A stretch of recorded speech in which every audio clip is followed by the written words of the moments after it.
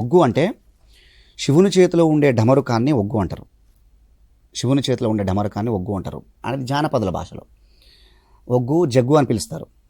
ఈ ఒగ్గును మోగిస్తే ఉద్భవించేది ఓంకారనాదం.